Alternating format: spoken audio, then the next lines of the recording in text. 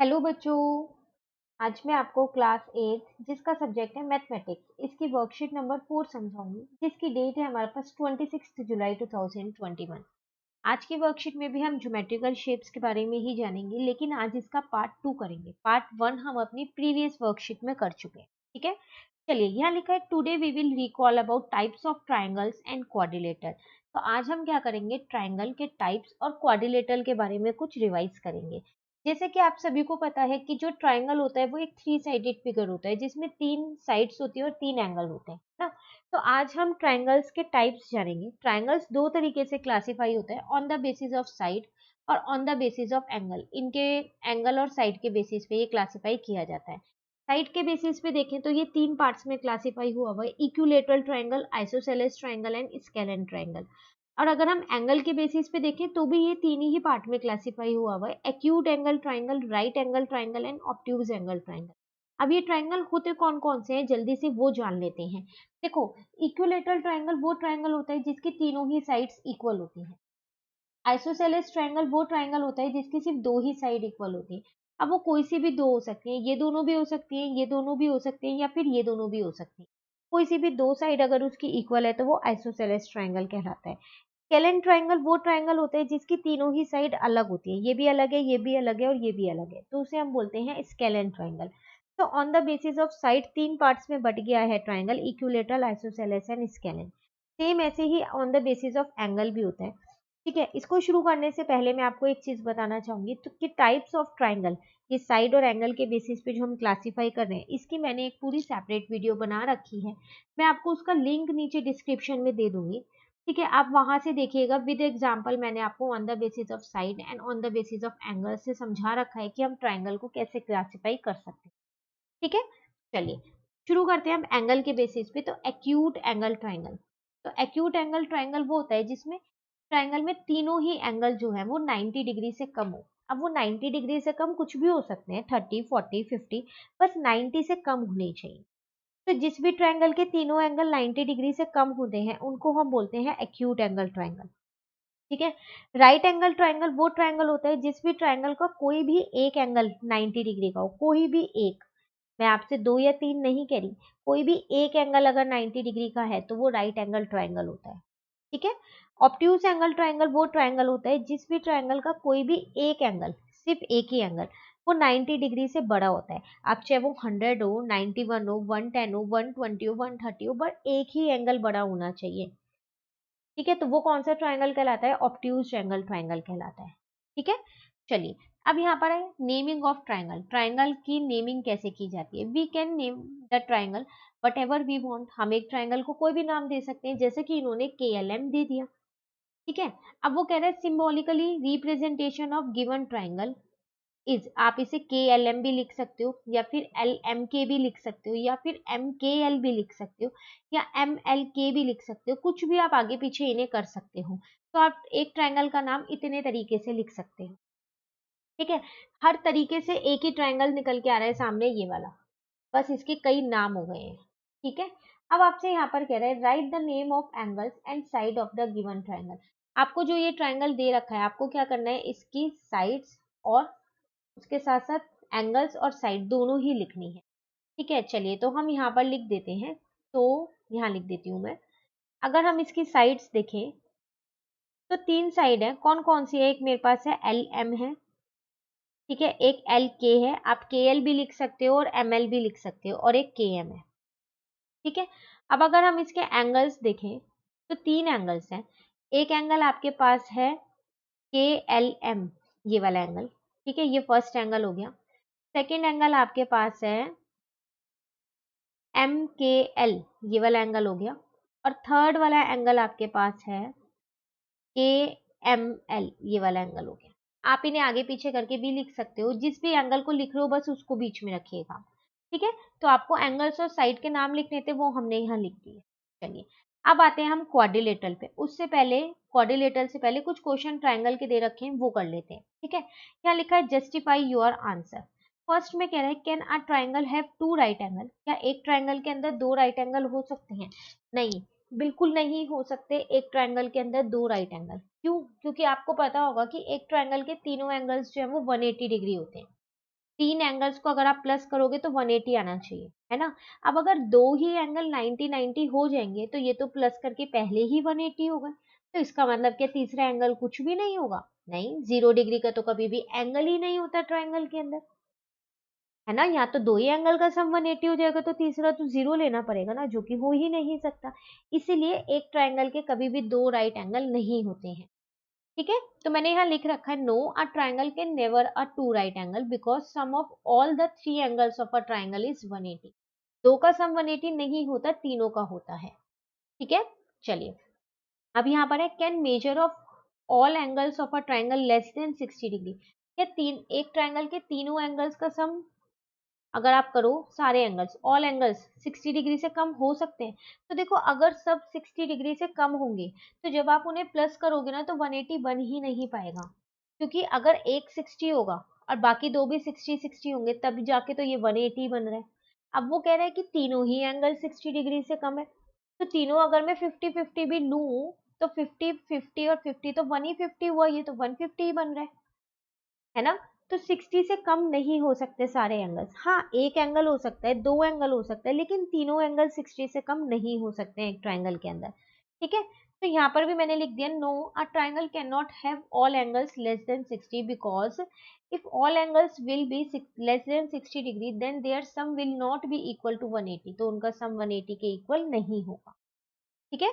चलिए, थर्ड वाला देखते हैं, can a triangle have two obtuse angles. क्या एक ट्राइंगल में दो ऑब्ट्यूज एंगल हो सकते हैं? फिर ऑब्ट्यूज एंगल होते कौन से हैं? जो 90 डिग्री से बड़े हो। अगर दो एंगल 90 डिग्री से बड़े होंगे, मान लेते हैं, चलो दो एंगल्स, दोनों एंगल 95 और 95 ले लेते हैं, तो ये तो पहले ही 190 हो चुका है इनका सम, जबकि एक ट्रायंगल के तीनों एंगल्स का सम ही 180 होता है। ये तो 180 से ज्यादा हो जाएगा फिर। अब वो भी दो एंगल्स का, अभी तीसरा एंगल तो हमने ऐड ही नहीं किया इसके अंदर, तो इसका मतलब एक ट्रायंगल में दो ऑब्ट्यूज एंगल नहीं हो सकते, सिर्फ एक ही हो सकता है, ठीक है। तो उसका आंसर ये रहा, no, if a triangle has two obtuse angle then the sum of all the three angle of a triangle will not be equal to 180। तो तीनों एंगल का सम 180 नहीं होगा, 180 से ज्यादा हो जाएगा, इसलिए एक ट्रायंगल के अंदर दो ऑब्ट्यूज एंगल नहीं हो सकते, ठीक है। चलिए, नेक्स्ट देखते हैं, draw a triangle and show a median also. अब एक ट्राइंगल बनाना है, उसमें मीडियन बनाना है। मीडियन मीडियन का मतलब होता क्या है, आपको मैं यहाँ ट्राइंगल पे ही दिखा देती हूँ, देखो ये ना। तो इसमें एडी जो है, तो मैं यहाँ लिख भी देती हूँ साथ साथ, AD is the median. AD जो है वो मेरा मीडियन है, ठीक है। मीडियन का मतलब है कि जब ये लाइन इस पे डली बीसी के ऊपर, बीसी वाली साइड पे, तो इसे बराबर भागों में बांट गई। अब जो बीडी है वो डीसी के बराबर हो गए, ये दोनों इक्वल हो गए हैं, ठीक है। उसी तरीके से आप अगर बी वर्टेक्स से मीडियन बनाना चाहो तो वो भी आप बना सकते हैं। कैसे बना सकते हो? आप यहाँ पर बी से इसको यहाँ पर बना दो, तो अब ये ए सी को इक्वल पार्ट्स में कट कर देगी। उसी तरीके से आप सी से भी बना सकते हो, तो ऐसे बनाना, एक सेकेंड।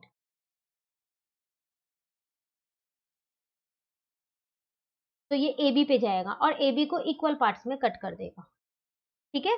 तो आपको एक बनानी है, कोई सी भी एक बना लीजिएगा ट्राइंगल के अंदर, ठीक है ना। चलिए, फिफ्थ क्वेश्चन देखते हैं, कह रहे हैं how many median does a triangle have. ये क्वेश्चन तो अभी हमने साथ साथ ही कर लिया, एक ट्राइंगल में कितनी मीडियन हो सकती हैं? तीन, क्योंकि अभी तो हमने तीन बनाई है, तीनों वर्टेक्स से एक एक बन सकती है, तो अ triangle have three median. Clear? Triangle का कंसेप्ट पूरा क्लियर हो गया। चलिए, अब आते हैं हम क्वाड्रिलेटरल पे। तो यहाँ पर एक क्वाड्रिलेटरल दे रखा है, आपसे क्या कह रहा है, right the name of the given quadrilateral. तो इस क्वाड्रिलेटरल का नाम लिखना है, तो लिख दो ए बी सी डी। इसकी सारी साइड्स लिखनी है, चार साइड्स हैं, एक ए बी है, एक बी सी है, एक सी डी है और एक डी ए है। चारों साइड्स मैंने यहाँ लिख दी।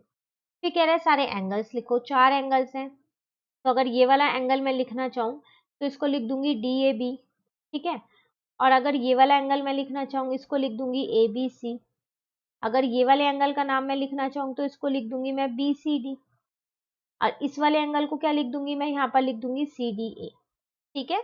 उसके बाद डायगोनल्स, दो ही डायगोनल्स हैं, एक ए सी है और एक बी डी है, तो दोनों डायगोनल के नाम लिख।